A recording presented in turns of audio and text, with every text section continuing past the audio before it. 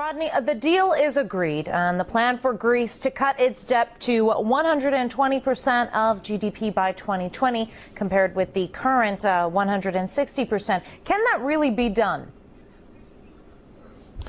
No. When this crisis started, Greece was at 120%, that is to say, national debt, GDP. Over 100% is unrepayable, and that's the situation in the USA. If you add in the austerity measures, it goes up to 170%, and then after 8 years it comes down to another unrepayable level, which is 120%. The plain fact of the matter is these are manipulations to justify the banking occupation of Greece. The Greece people should revolt, because they are being smashed into the ground, their sovereignty is being destroyed, their property assets are being sold off, they're being put into poverty and debt peonage, not just for the rest of their lives, but for their children and their grandchildren's lives. The whole thing is a fraud. Well, if Greece again fails to meet its targets, and based on what you're saying, it sounds like that could happen, is there anything left in the country that could be cut? Yeah, the Greek people are brave people. One thinks of their record during the Second World War. They're highly inventive people. All that they need, in fact, is a new policy.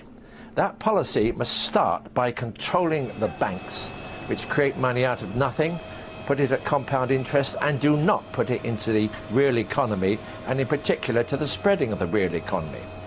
And unless then you open up an interest-free supply from your own national bank. But to do that, Greece must get out of the euro and take its own destiny forward in the same way as Iceland is now doing, and doing very successfully. The Dutch finance minister has demanded the establishment of a permanent troika office in Athens to ensure Greece fulfills its obligations. How democratic is this suggestion?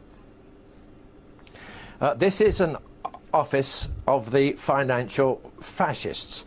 These are the local Nazi implementers. They are the sign that Greece has been occupied, colonialized, and sacrificed for something which is not going to work in any case. The office should be kicked out, for starters. Well, the EU is kind of seen by many as taking on a sort of parental role when it comes to Greece, writing off part of its debt, giving more money in exchange for promises that Athens will do what its creditors say. Tell me very quickly, why is the bloc so keen to hold on to such a shiftless member?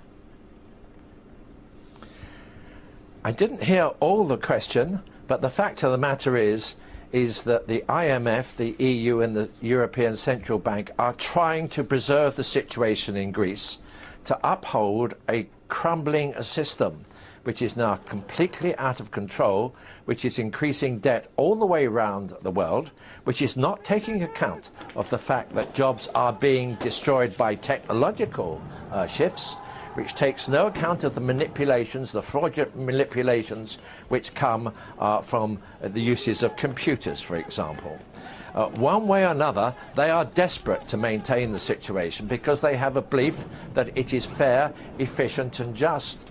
They also think it will come back into balance. It is not fair, it is certainly not efficient, it is not just, and it is not coming back into balance. So you're really seeing part of an overall downward turn, which is going to go on for the next 10, 15 or 20 years. Thank you. That was political analyst Rodney Shakespeare from London.